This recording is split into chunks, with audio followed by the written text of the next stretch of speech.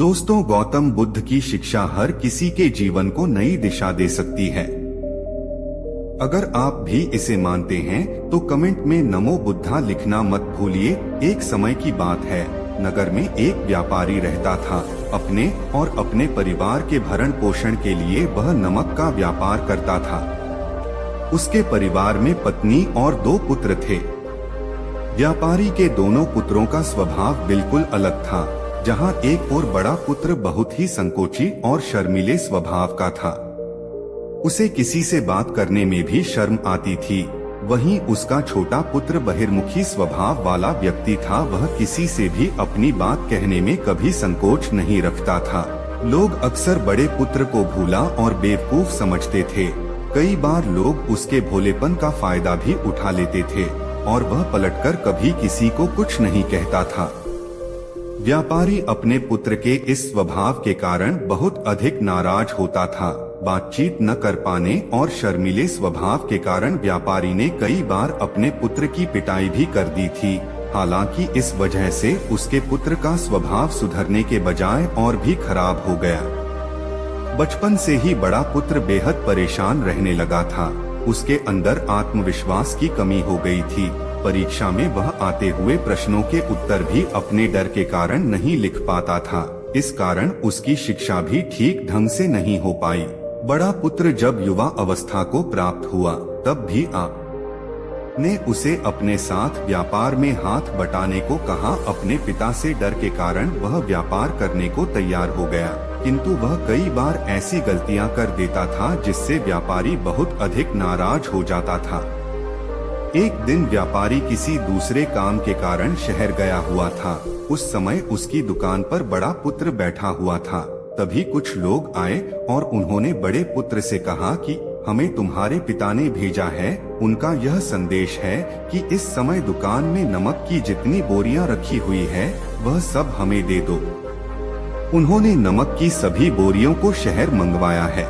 व्यापारी का पुत्र उनसे प्रश्न पूछने की हिम्मत जुटा ही रहा था कि वे दोनों आदमी दुकान के अंदर घुस गए और दुकान में जितनी भी नमक की बोरियां रखी थी सबको तांगे में रखा और लेकर चले गए। व्यापारी के पुत्र ने उन्हें रोकने का प्रयास किया, किंतु संकोच और शर्मीलेपन के कारण वह उन्हें कुछ कह नहीं पाया।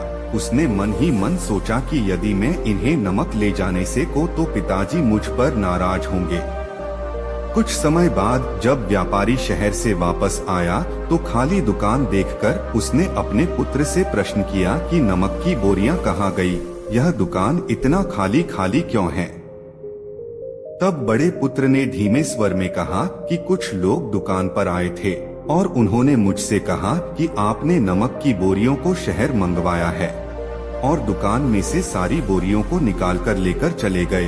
व्यापारी ने अपना सिर पीट लिया। उसने अपने पुत्र को दुकान से धक्का देते हुए कहा कि तू मूर्ख का मूर्ख ही रह जाएगा। वे लोग तुझे बेवकूफ बनाकर सारा सामान ले गए। तुमने मेरा बहुत भारी नुकसान करवा दिया। यहाँ से दूर भाग जाओ और घर वापस मत आना। यदि तुम वापस आए तो मैं तुम्हें पीट पीट कर सीधा कर दूंगा। व्यापारी का बड़ा पुत्र इस बात से बेहद दुखी हुआ। एक बार फिर उसके शर्मीले स्वभाव के कारण उसके पिता उसे और अधिक नाराज हो गए। साथ ही व्यापार में भी इतना नुकसान हो गया। उस समय नगर के सभी लोग व्यापारी के पुत्र पर हंस रहे थे और उसका मजाक बना रहे थे।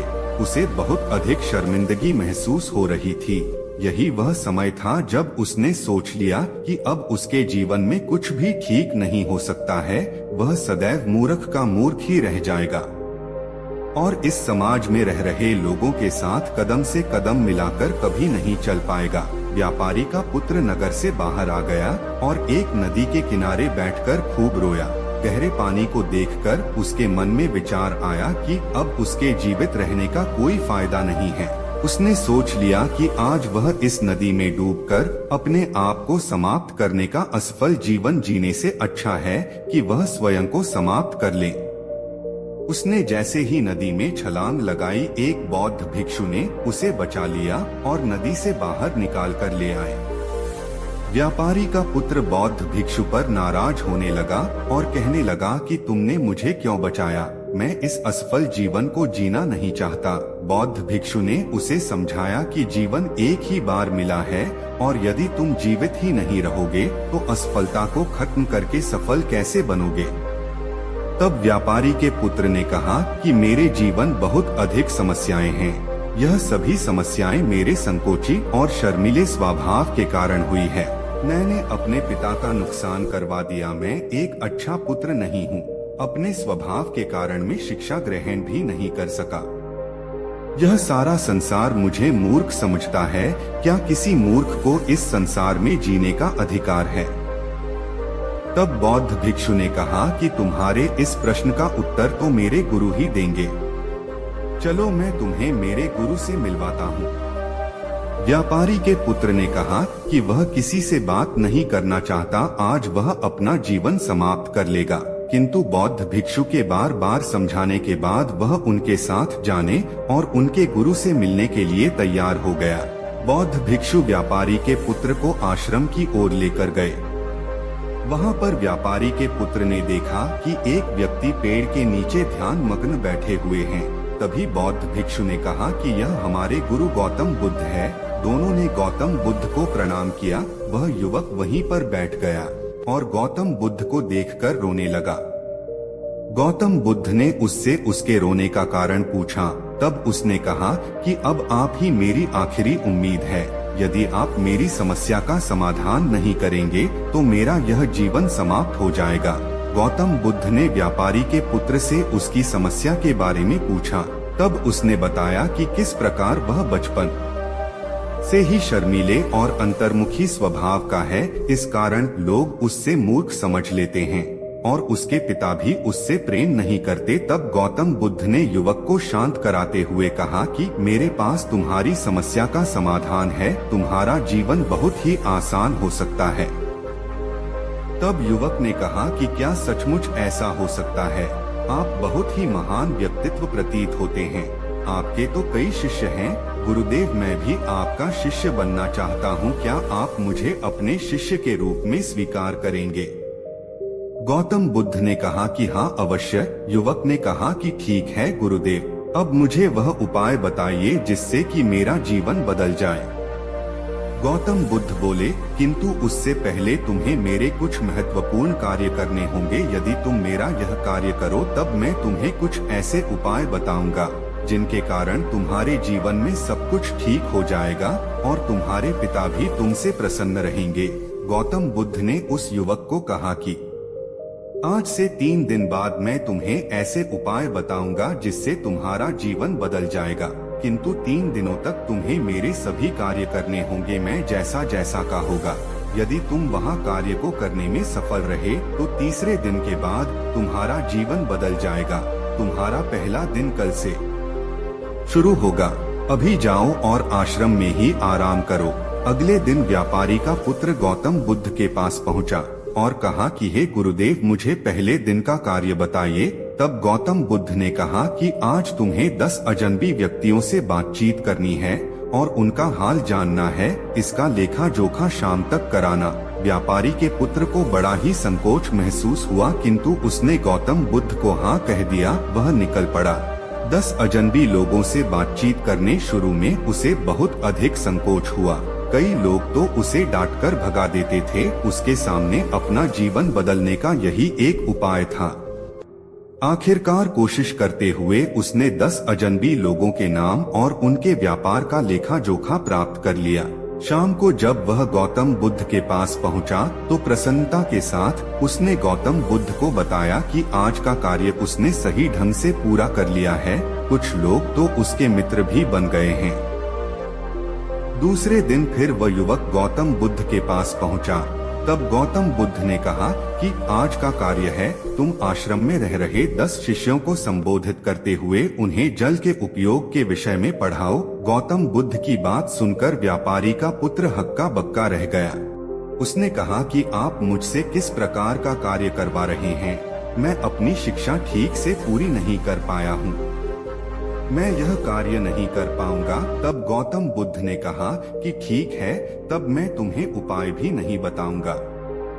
व्यापारी के पुत्र ने प्रार्थना करते हुए कहा कि आप जानते हैं मेरी शिक्षा अधूरी है, फिर मैं किस प्रकार बालकों को शिक्षा दे सकता हूँ।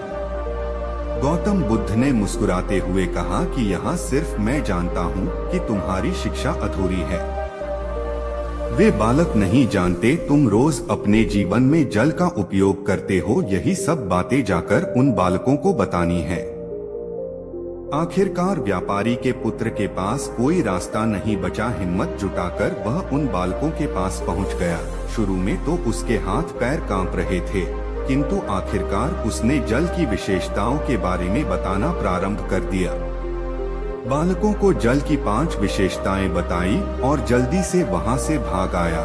गौतम बुद्ध के पास आकर उसने कहा कि बहुत अधिक डर लग रहा था, किंतु मैंने बालकों को जल की 5 विशेषताएं बता दी है। गौतम बुद्ध ने कहा कि जो एक बार फिर कोशिश करके आओ।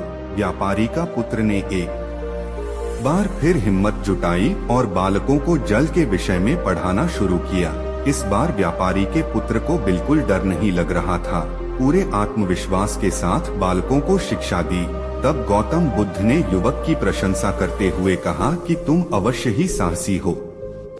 गौतम बुद्ध से शाबाशी सुनकर वह युवक बहुत अधिक प्रसन्न हुआ। युवक तीसरे दिन जब गौतम बुद्ध के पास आया तो गौतम बुद्ध ने उससे कहा कि आज का कार्य तुम्हें थोड़ा अजीब लग सकता है, किंतु आज तुम्हें अपने पिता से मिलने जाना है। गौतम बुद्ध की यह बात सुनकर वह युवक बहुत अधिक डर गया। उसने कहा कि नहीं नहीं, मैं अपने पिता के सामने नहीं जाऊंगा। गौतम बुद्ध ने कहा कि ठीक है, तब मैं तुम्हें उपाय भी नहीं बताऊंगा। आखिरकार उस युवक को गौतम बुद्ध की बात माननी पड़ी। गौतम बुद्ध ने उसे समझाया कि अपने पिता के पास जाकर उनसे क्षमा मांगना और कहना कि तुम्हें एक और अवसर दें ताकि तुम स्वयं को बुद्धिमान साबित कर सको। उसे युवक ने बड़ी हिम्मत के साथ अपने पिता का सामना किया और उनसे क्षमा मांगी। आखिरकार व्यापारी ने अपने पुत्र को क्षमा कर दिया और उसे दूसरा अवसर देने के लिए तैयार हो गए। व्यापारी का पुत्र गौतम बुद्ध के पास आया और उसने जब उपाय के बारे में जानना चाहा तब गौतम बुद्ध ने कहा कि तुमने स्वयं भी अपना उपाय खोज लिया है। तुम किसी से बात नहीं कर पाते थे, शर्मीले थे, सब कुछ तुम्हारे मन में बैठा हुआ था। हम कितने आत्मविश्वासी हैं, कितने शर्मीले हैं और हमारे अंदर कितना डर है, ये सिर्फ हमें पता होता है। बाहरी दुनिया में किसी को नहीं पता होता है। बाहरी दुनिया में हम स्वयं को जिस प्रकार का दिखाते हैं, लोग हमें इस प्रकार का समझते हैं। अगर तुम आत्मविश्वासी नहीं हो तो भी अनजान व्यक्तियों के सामने यदि आत्मविश्वासी होने का अभिनय करो तो किसी को पता ही नहीं चलेगा कि तुम कौन हो। वह युवक समझ चुका था कि गौतम बुद्ध उसे क्या बताना चाह रहे हैं। गौतम बुद्ध को धन्यवाद किया और उनसे वादा किया कि वह जीवन में सफल होकर दिखाएगा। दोस्तों, यह वीडियो पसंद आई हो तो इसे लाइक जरूर करें और चैनल को सब्सक्राइब करना ना भूलें। आपके आसपास भी कोई ऐसा शर्मीला और संकोची स्वभाव का व्यक्ति है तो उसे यह वीडियो शेयर करें।